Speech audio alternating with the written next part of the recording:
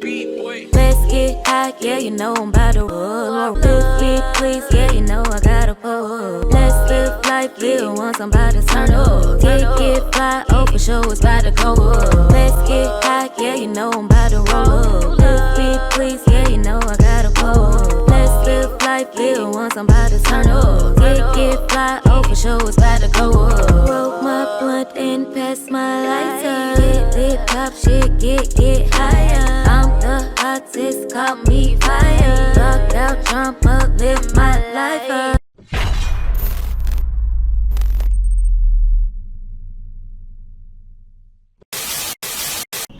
Family, what's the word? We are back. Happy Saturday, all that good stuff. We're about to react and review this educational video that J Marvelous published, and it's about Wu-Tang. Now, these guys are way smarter than they actually looked, especially back in the day. So I wouldn't be surprised with anything as far as symbolism and alchemy and certain things that has to do with them. So make sure y'all like the video. Let's get to it.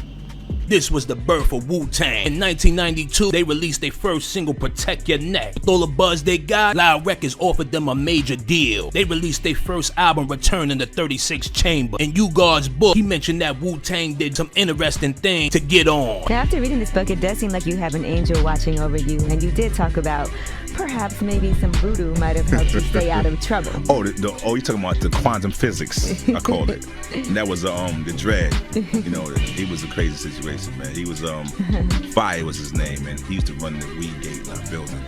And we used to do the crack, and he used to do the weed.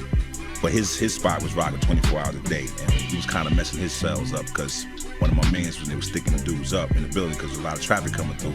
You know, for stick-up kids, that's a gold mine. You know, dudes coming through with pockets full of money, whatever.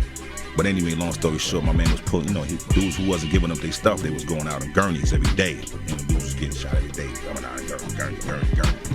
And he got mad at the situation, and and he just felt like it was cursed. And he taught me, he showed me some things that I talk about in the book about that culture that I didn't know nothing about that neither. So you believe in it though, because you do believe that. Let me put it like this. You've escaped a lot of situations. Even going to jail helped you escape situations. Put it like this. Gun jamming. Yeah. Put it like this. I open my eyes. I am not saying that it's not true, and I'm not saying it ain't. It just made me aware of something that maybe like, is this possible? It just made me feel like that. Like, it's just crazy. I want y'all to go hit Google or maybe even YouTube. Hell, my video might pop up, but search who ODB's grandfather was. I think it was his grandfather or great-grandfather.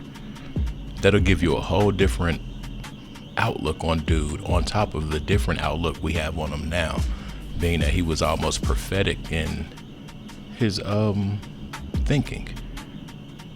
And that's why it was easy for them to make him out to be crazy, even the group members and the machine. 36 Chambers was released. The album did gold. It wasn't until U-God's son got shot they got an opportunity to be on Arsenio Hall. This took Wu-Tang to new height, and the album went on to sell 3 times platinum. ODB started to realize the dark side of the industry. He would go on national TV and make statements about the inner dealings of the industry. That was a special album, a special cut on the album. Special cut on the album. What's the special cut? They got 2.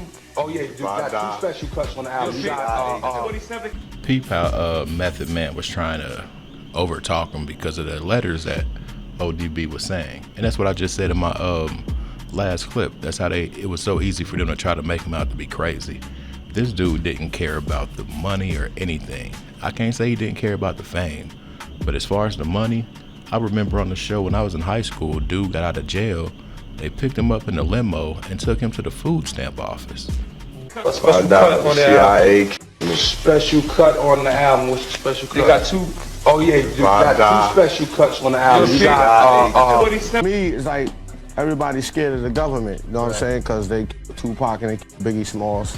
I don't care what y'all say. That's my seeing. Who cares? After ODB exposed the inner deal, they punished him and put him in jail. It was deep in there, man. I didn't eat for months, man, because I was so scared in there. Learned anything new in jail while you were in jail? Or learned it's trying to kill her. man. Period. Yeah, how so? Government, man. I don't know, G. They on my ass. You know what I'm saying? I don't know how to shake these cats.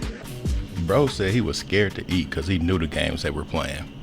Scared to eat. It's bad enough you locked up because of your beliefs and then the things you saying, but that goes back to what I always talk about, y'all. The power of influence.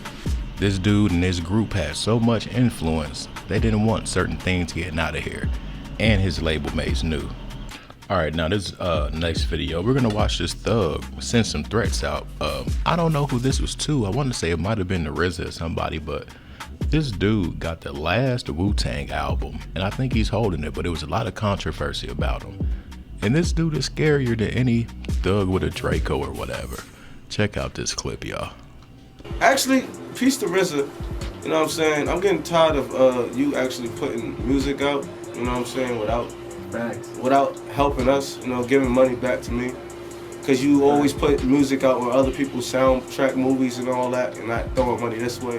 Give me a few grand for that. My mama want the money. I'm getting tired of being on food stamps, my nigga. Wow. Real talk. Got babies still on food stamps, my nigga. After a long hiatus, fans started to ask where was Wu-Tang. RZA decided to come up with an idea to record one last album, Once Upon a Time in Shaolin. Nobody has ever heard this album. Many online claim they did. A man by the name of Martin Shkreli, who was a big-time investor, decided that he wanted to buy the Wu-Tang album for $2 million. Dennis, I'm gonna call you by your government name. You're not a ghost-faced killer. I'm sorry. In fact, you know, most people don't ever try to beef with me. Do you know why? What do you guys think? They ain't stupid. Nobody's that dumb. Every one of my enemies, they try to stay anonymous. They try to stay out because, you know, it's just one of these things where, for whatever reason, you think it's okay to beef with me. But that's a big mistake. You know, at the end of the day, I'm very sorry for you. You're an old man. You're an old man that's lost his relevance, and you're trying to reclaim the spotlight from my spotlight. That's not gonna work, Ghost. Dennis. In fact, I think that if you ever say some dumb shit again, this album, this Shaolin, I'm gonna erase all your shit from this album. Right here, man. Right here. I'm gonna erase you from the record books of rap. You're gonna be done. You're my son. You have to listen to me. I butter your bread. You understand me? You be a ghost for real, motherfucker. Without you, without me, you're nothing. And so even though I pity you, I have to give you some punishment. I'm sorry. I'm not gonna let this slide. I expect you to write me a written apology from the heart. Some contrition, some long letter where you explain your sorrow and sadness for what you've done. This not a frames neither, mother. Crayons. And you know, you think you're the only tough guy from New York City? I'm sorry, but you don't know us. We saw your boy kill a priest. We saw him getting pitched for what was it, 10 kilos of like some of that China white, and what did he do, Todd? He's copping pleas like a little to the police. He ain't even got no damn year sentence to his copping pleas. I got kids. I've got kids. We all got kids out this motherfucker. And you're crying to the Jake right away. Why is that? Why are your goons not as hard as mine? Lift up your skirt, motherfucker. Yeah, well look, Ghost, stop pretending, stop acting, stop lying. Be real, as your video once said. And don't ever mention my name again. Ever. Or there'll be more of a price to pay than just this video. Dude said you crying to the Jakes right away. Why aren't your goons as hard as mine? What was wrong with that picture, y'all? I seen this scrawny little dude from a whole different world leading some other dudes from a whole different world. What was wrong with that picture? But that's the thing with this industry, some people say. The real goons are that little dude. And the guys behind them, they're just peons. And that's probably how it looks like that's how he was treating them in the video, for real, for real. Anyway, thanks for being here. Make sure y'all like the video. This next clip, y'all, we're gonna get into this Akademiks thing. Listen to what Rock Nation is doing to this dude.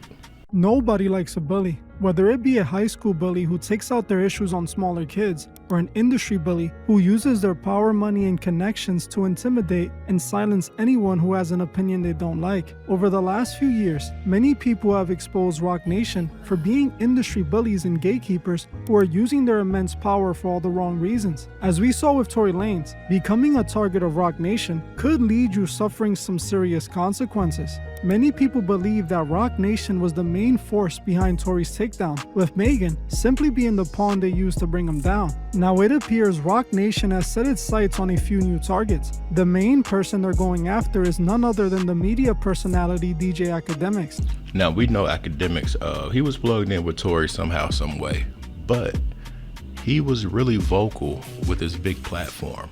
And what's that word I always go back to? Influence. So when he's pointing out all of these discrepancies, whether he has inside information or it's just what he sees, like how is he wrong for that? Period. That's how, I want to say the words right. Listen, that's how weird this label is. How can you guys let this woman sit up here and lie to blemish images, but when people tell the truth, it's a problem? Before it was revealed during the trial, Akademiks had claimed that he had a source that told him Tory's fingerprints were not found on the gun used to shoot Megan. This became a huge issue in court at the time, as the judge sent out a warning to Akademiks. Because of this, Megan began publicly calling out Ak, claiming that he was working with Tory and spreading lies to make him look innocent. But Ak let her know that he wasn't working for Tory. Instead, he felt that the evidence seemed to suggest Meg was lying. Whether Akademiks was working for Tory or not, we won't know. But what we do know is that Meg has been lying since the beginning of this situation, so Ak does have a point there. During the days the trial was unfolding, Akademiks started watching a blogger named Milagro on his stream. Milagro was showing up to the court to give an in-person update about the trial. Since the beginning, she seemed to be biased in her coverage of the trial, siding with Tory. Eventually, Ak started inviting Milagro onto his stream, even interviewing her. This is what led to Milagros ending up in Roc Nation sites, as they claimed Ak had important information that was relevant to the case. Ak instantly knew this deposition was a legal ambush, a way to trap him and get information out of him. But he was prepared, as he recorded the entire deposition and posted parts of it online, risking it all to expose how Roc Nation was using this deposition in a malicious way to force information out of him. Even though the depo was supposed to be to get information that Ak possibly had about Milagro and Tory's dealings, they seemed to be more concerned about questioning Akademiks and forcing him to speak out on Tory Lanez. In my last video on this situation, we spoke about the parts of the deposition that he revealed, showing us how they were trying to force him to say Tory shot Meg. All right, now what's crazy about this is the lengths they're going to silence people. Why do you want people silenced so bad?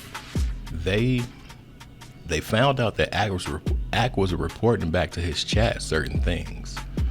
They made a call, or they typed in a disposition, called Desiree talking about Perez, but they said she'd had nothing to do with the situation. So why do they need to call her? Why did they slip up and put that stuff in the Discord or the little Zoom chat? But why did they feel the need to hit up Desiree? What is your basis? So what I fail to understand is, as somebody who did not sit through the trial, did not hear through all the evidence, what is your basis for your belief that he did not shoot Megan Thee Stallion, although a jury of 12 who heard all the admissible evidence disagrees with you? All right. So, Mr. Allen, what I was asking was, can you explain to me the basis for your belief that Mr. Lanez did not actually shoot Megan Thee Stallion when, in point of fact, a jury of 12 determined that, based on all of the evidence that they heard, that he did? Ma'am. Objection as to form. I'll answer the question, but I feel like we are going in circles. I flat out stated that, again, I could lay out 20 points if you want to just consume and eat up time having me do that, but the initial basis of me believing that this did not happen, as how, yes, he is convicted, is because I believe Meg Thee Stallion is a liar. She lied initially, she lied on the national news, and I am skeptical that the truth finally came out in court. Based on that, there are alternate theories that I feel and is suggested that that is more a, and again, this is from my perspective. So we're not, I'm not sitting here saying the jury did not. Okay, we accept. There's alternate theories other than him shooting her that would even substantiate why, first of all, maybe he's just the worst shot in the world. If he's shooting the chick and shot 5 times, not one of them directly connected. It's hard for me to think. It's a man and a woman. I get it. Meg is like this behemoth of a person and Tori's this little small dweeby dude, whatever. But it's very interesting, and it doesn't make, again, I'm using common sense. I get it. Trying to get Act to reveal information about Drake and Nicki. Anyway, look at this. Look, I don't know why they're talking about OVO. What is OVO? I don't know why Quinn Emanuel in their Slack, I think this is Slack, is saying OVO. I don't know. He revealed that when the lawyers were questioning him, they accidentally shared their screen, where we were able to see that they were working for Roc Nation's CEO, Desiree Perez, and that they seemed to be after Drake. They asked to put up an exhibit. They said, hey, exhibit girl, could you put up an exhibit that we want to show Act? If Shorty, instead of putting up the exhibit, shows her screen. And I see the chat. I see the chat of the conversation happening with the lawyers. Oh, you want to see? Here's a screenshot here. Bang! Very good. I got more than we thought we would on that. Just make sure you're sharing the right screen. So she did it once. And the other ones are saying, yo, you shared the wrong screen. Like, it's the interesting part. Tell Dez. We're going to end it right there. Tell Dez. That is interesting. I'm going to tell y'all something that's more interesting. I bet you that woman that shared the wrong screen, she might not have a job anymore. Real talk, you got to think about the power of influence and how big this dude's platform is.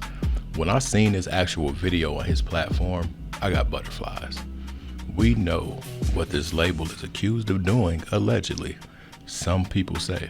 Anyway, $Trap House Kitchen 1, I'm out. Peace.